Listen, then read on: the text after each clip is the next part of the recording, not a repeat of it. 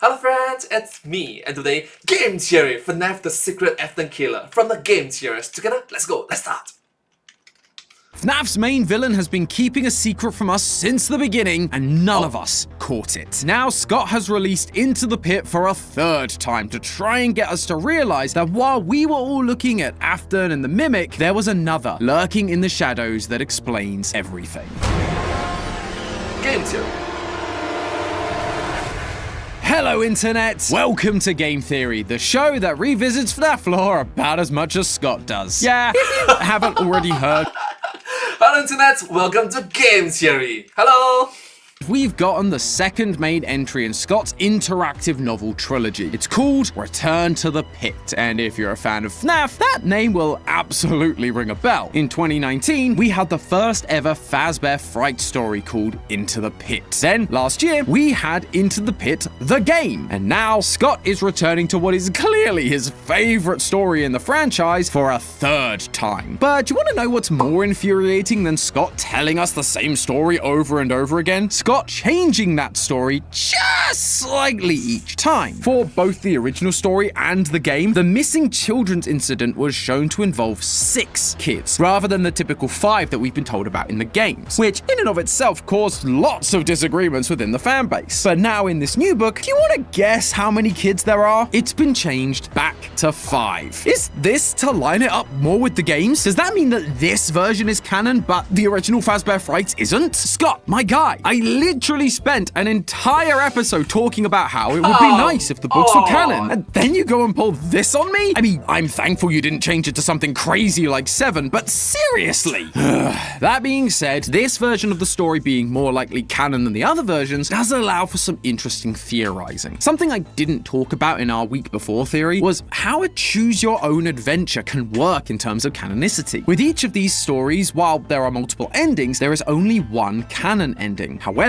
that doesn't mean that the other endings can't be used to help solve the lore. In the week before, we know that phone guy Ralph has to die on night 4. But that doesn't mean that an item he finds in a drawer in a non-canon route can't be used as evidence. The item still exists in that drawer in the world. It is canonically there. It's just that canonically, Ralph never discovers it. Return to the Pit is working on that same principle. The canon ending is Oswald defeats the Yellow Rabbit and saves his dad, like he does in the original story. But there are a number of alternate paths that don't go that way that we can still learn from. Remember, this is the third time we are going through this story. Clearly, there is something that we've been missing that Scott is trying to draw our attention to. And while I was reading one of the alternate endings, something hit me around the face like a yellow rabbit in 1985. This one ending doesn't just add another log to the is it canon fire. It set off a chain of dominoes that completely changed my outlook on the franchise. It seems crazy, but if you'll stick with me, I promise you'll realize just as I did how this book affects the timeline, Fazbear's Full Fest origins, and one of the most confusing yet most important villains in this franchise. And no, I'm not talking about Afton, and it's not the Mimic. Get your arcade tokens ready, theorists, because we've got a prize waiting for us to collect. Lore. Before we get too into the details, in case you somehow missed the last 5 years of this story existing, Into the Pit is about a kid named Oswald. During his summer break, his dad drops him off at a local pizzeria called Jeff's Pizza. While there, he discovers a ball pit that has strange powers. It can take him back in time to 1985. Back then, it wasn't Jeff's Pizza, but Freddy Fazbear's Pizza. There, he finds a golden rabbit mascot that lures him into a back room and reveals to him a lineup of dead children. Oswald runs to the ball pit to escape and finds his dad on the other side, but the yellow rabbit follows him, pulling his dad into the pit and taking his place in Oswald's life, driving him home, sitting at his dining table, and sleeping in his bed. Oswald has to break out of his own house and return to the pit in order to find his dad, where he manages to trap the yellow rabbit and put an end to it. Now, in the original Fazbear Fright story, it was unclear what exactly was going on with this ball pit. Was it really using time travel, or was it Oswald seeing agony-induced memories of the other victims that died in the ball pit? Agony being a powerful negative emotion that works kinda like Remnant, but not really. Listen, don't worry about it's really not that important because in this new telling of the story, as well as the game from last year, we're being shown that this ball pit is using physical time travel. In the game, Oswald is able to take objects from the future into the past and vice versa. And in Return to the Pit, Oswald meets a grown-up Chip, one of the kids he met in 1985, and Chip remembers him. So these retellings do seem to be showing us that it really is a time-traveling ball pit. And if that's the case, then there are a few other details that really begin to matter. Suddenly, anything Oswald witnesses in 1985 are real things present in 1985, even if they aren't the canonical route. And with that in mind, one of the alternative paths becomes very interesting. In 1985, Oswald has the option to leave Freddy's. Once he steps outside, he hears a voice calling for help. If we follow the voice, Oswald is led to a basement around the back of Freddy's. He makes his way down the stairs and is swiftly bonked over the head by the yellow rabbit. As he lies on the floor in a pool of his own blood, beginning to lose consciousness, he hears the voice laughing at him. Now, you may be wondering why this particular ending stood out to me. Yeah, it's a bit creepy, but it's just another nowhere path that leads to Oswald's demise. What's the big deal? Well, the big deal comes from when you read the description of the character this mysterious voice is coming from. Quote, "About 5 steps away, sitting in the shadow, you see a doll that resembles a little girl. She has red hair in pigtails and is wearing a red dress that matches her hair. Her face, legs, and arms are bone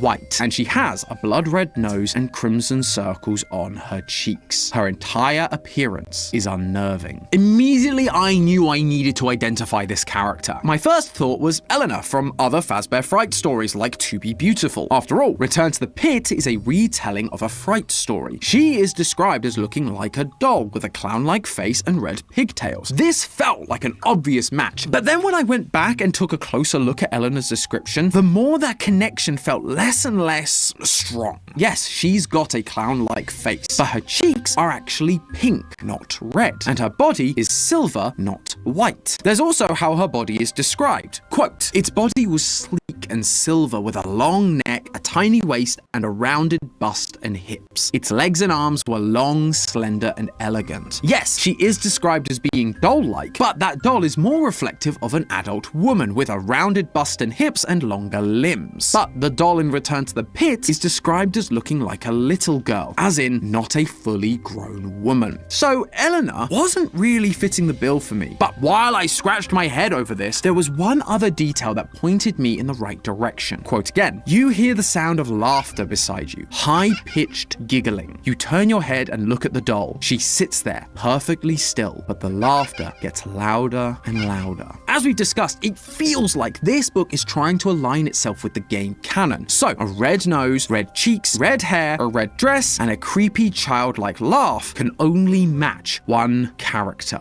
Plush Baby. Now, if you're like me, you're probably sitting there thinking, what the heck is Plush Baby doing here? Her inclusion felt so intrusive, like an annoying ad that keeps asking for your data on every website you visit, or like Santi as he follows me around the office. Fortunately, today's sponsor NordVPN can help me out with at least 2 of those things. NordVPN allows me to deal with all these intrusive ads with their next level malware blocking features and encryption. Glitchtrap ain't getting anywhere near my personal data. And as for Santi, NordVPN has thousands of servers around the world, and they're ultra fast too. So in an instant, I can just set my location to another country, like my home of the UK. And now I can not only enjoy a massive library of new streaming content from places like Netflix and Disney Plus, but I also don't have to look at Santi's stupid face anymore. You do realize that it doesn't literally change your location, right? I don't know. Do you realize there's an agony murder rabbit behind you? Do you even hear what you're saying?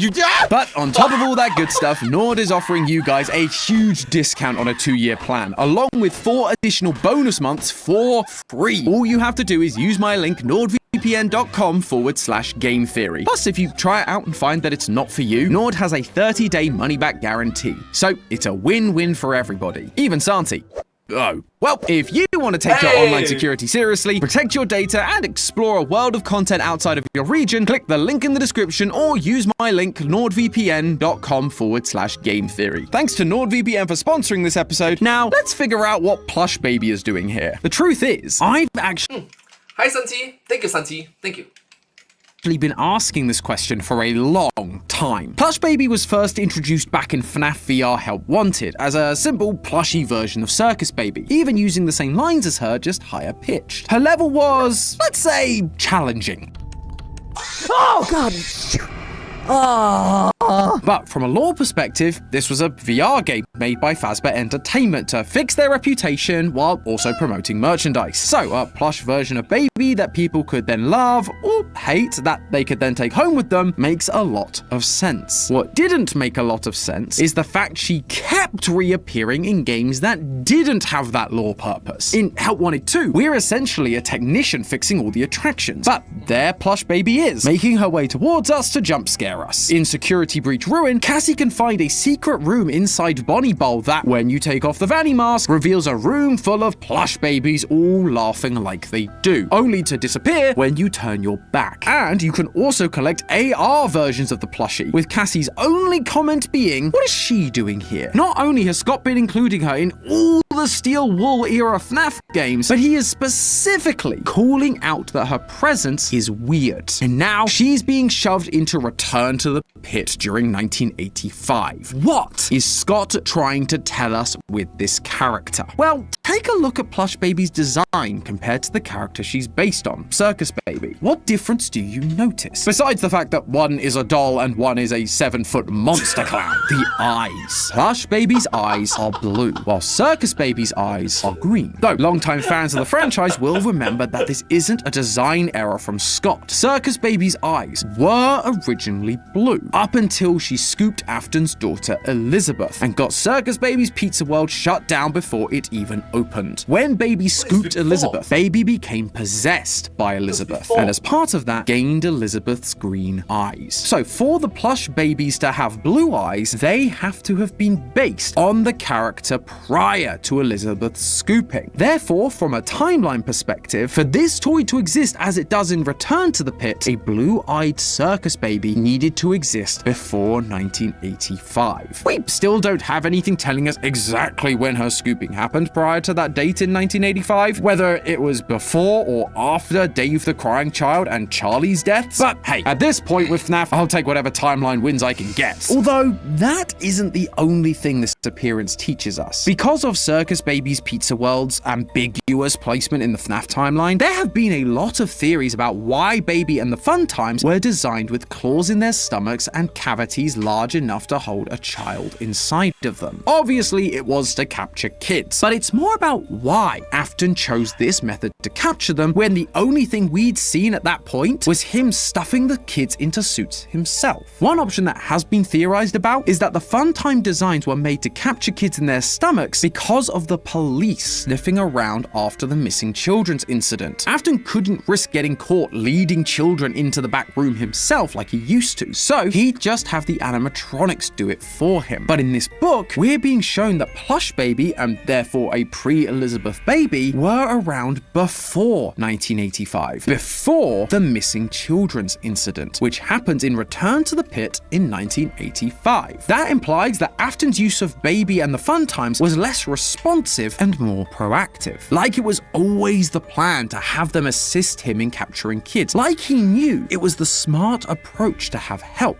rather than doing it all himself. He wanted someone else to bring the kids to a secluded place where he could then kill them. He needed an accomplice. And if you think about it, this idea is actually being reflected with Plush Baby's recent appearances. In Return to the Pit, Oswald is led to a mysterious back room by Plush Baby and is then killed by a yellow rabbit. It's not literally Afton, it's a weird monster version of Afton with hundreds of teeth. But then again, it's not literally Baby either. Instead, it's symbolic of the relationship these two characters had. Baby is once again helping to capture the kid, luring them to a place where Afton can finish them off. A similar thing happens in Ruin when we play as Cassie, another child. We're lured to a secret back room much like Oswald was, and inside are a bunch of giggling plush babies. Fortunately, this time, no rabbit came to kill us. And you know why? Because the one who is acting like Afton, the mimic, is locked downstairs in the basement. We haven't released it yet. We can't even put on the Vanny mask in this room, because doing so would summon mixes, the thing that is working to keep the mimic trapped. Symbolically, we're being shown that Afton, or things that think they're Afton, don't work alone. Though it's not just symbolic either. The more I thought about this, the more I realized that recent FNAF has been showing us Afton's need for an accomplice to pull off his plans. Just take a look at the FNAF movie. We've never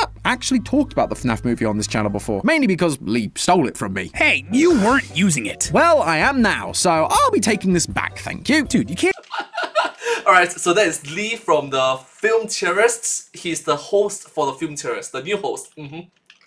Oh, look over there! I think Santi's trying to steal an anime episode from you. Hey, come back here! No, you don't! Where was I? Oh, Lightsaber, the FNAF movie. come In that on! movie, we meet William Afton, played by Matthew Lillard. But a key twist of the movie is that while he got Mike the job at Freddy's, he had someone on the inside keeping an eye on him. In fact, the only reason Afton showed up at the end to try and kill Mike was because this person didn't do their job. You had one job.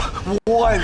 Keep him in the dark and kill him if he got too close. That's 2 jobs. His own daughter, Vanessa, in the movie universe, is Afton's accomplice. Just like how Baby, an animatronic that would be possessed by Afton's daughter and represent her going forward, was his accomplice in the game timeline. Now, look, I know this idea that Afton has always had an accomplice might sound like a bit of a stretch. It always seemed like Afton was the sole killer. And believe me, I get it. I've been going back and forth with Ash on this topic for weeks. Just look at this whiteboard. Does this look like something sane people would write? But trust me, I really think there's something to this idea that Afton always needed an accomplice, especially because it would really begin to explain why Vanessa was so important to Glitch Trap in the modern games. I always found it a bit weird that the Mimic 1 program acting like Afton, otherwise known as Glitch Trap, decided that he needed to brainwash someone in order to accomplish its goal. It's a cool concept, and we've always liked the Cult of Afton idea, but it just felt a little out of the blue compared to other developments in the franchise. The only logical explanation we've had is that it needed a new body to be made because its main body was destroyed and locked away down in the FNAF 6 location. But if I'm right about what this book and all of these other games are showing us, then it is way more than just a simple put me back together plan. It was the Mimic once again following in Afton's footsteps. It needed its own accomplice. The other weird detail that we just couldn't quite answer was why did Vanessa look like grown-up Elizabeth? Blonde hair and green eyes. Unlike in the movie, she didn't appear to actually be Afton's daughter. The timelines didn't match up. But if the Mimic was copying everything Afton did, from killing kids in the back room during VIP to literally wearing the bunny costume Afton used to wear, then it couldn't have just anyone be its accomplice. It needed to find one that matched Afton's previous accomplice, Circus Baby, i.e. Elizabeth. And here's the thing, for once, I don't think this is just another one of those clarifying details that we've talked about in previous episodes. When Scott clarifies small details, they tend to be very obvious and direct. But this relies much more on us connecting the dots and using symbolism. So much so that he's been shoving it in our faces for the past 5 years, and we're only just starting to realize what it means. That, dear theorists, tells me that while this modern era of FNAF has moved on physically from the days of Afton and Henry, there's still much more for us to learn about them and how they operated. And I believe it's going to affect where this franchise is going. And ironically, I think that ties together really nicely with the thing we've been theorizing about for a long time, Fall Fest. Fazbear's carnival origins from the 70s that we'll hopefully be getting to see more of in the new game, Secret of the Mimic. This is where a bunch of our previous theories all come together. In my very first FNAF theory, I briefly mentioned how Circus Baby has always been the oddball in terms of design aesthetic compared to all the other characters, but a circus like Fall Fest would allow her design to feel much more at home, especially now that we have designs like Jackie. In my Secret of the Mimic theory, I also theorized that Fall Fest, specifically of 1979, would be where we'd get to see one of Afton's earliest kills, maybe even his first. This was because of a quote used by Steel Wool's design director when the trailer for the game dropped, a line from Shakespeare's Julius Caesar that comes from a scene between Mark Antony and Brutus, where Brutus had killed Caesar, but Antony couldn't accuse him publicly. I believe this was reflecting Afton and Henry, with Afton being Brutus, Henry being Antony, and an innocent child filling the role of Caesar, because Caesar loved Brutus just like the kids loved Afton's yellow rabbit.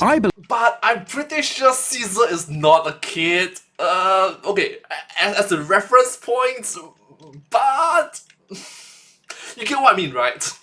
Believed that much like Anthony, Henry was unable to accuse Afton publicly despite knowing about it because it would lead to the downfall of his business. So by combining these two theories as well as what we've talked about today between Afton and Baby, we get a much clearer picture of what we can expect to learn about from Secret of the Mimic. Not only are we likely to learn about one of Afton's earliest kills, but we're going to see the true introduction of his accomplice that he's been using since the beginning, Baby. Someone that will distract parents and help Afton lure kids into a secret area and kill them. If I'm right, this would further explain why after the death of his son, his first instinct was to go back to Baby for his new venture. It was a return to form, back to the partner he could trust after his previous partner Henry betrayed him by making an animatronic that killed his son. The only thing I'm not really sure about, and the thing I'm most excited to see, is who this accomplice actually was. As I've mentioned in previous theories, Fall Fest wasn't the era of animatronics, but costumes. So this Baby accomplice won't be the bundle of wires we know today. It will be a costume worn by a human performer. Was it just another person playing the baby clown role as part of the circus that Afton trusted? Or was it Afton's actual baby, Elizabeth? A little girl dressed as a clown helping her dad at his circus job by playing with other kids, making her more of an unknowing accomplice, like Vanessa is the reluctant follower for the Mimic. I think thematically it works really nicely and it explains the whole Baby name, but we just have no idea how old Elizabeth is at any point in the story, so it's hard to say for sure that she'd have even been alive during 1979. Maybe that's a... So it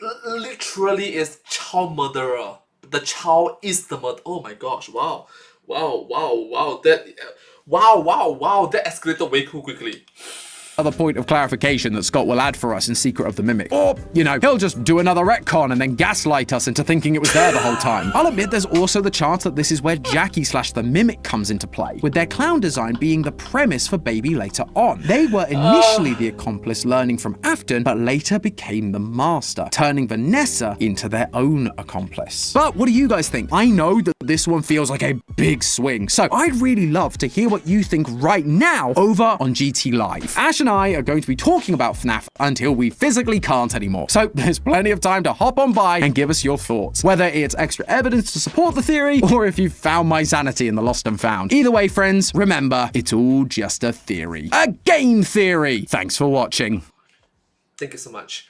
I need to apologize to you first. This particular video came out early February. Right now it's end of February and this video will be uploaded in March, so I'm so sorry for being late. I'm sorry. Hope you like this video. Thank you so much. But hey, that's just a theory. A game theory! Thanks for watching. Thank you. Subscribe.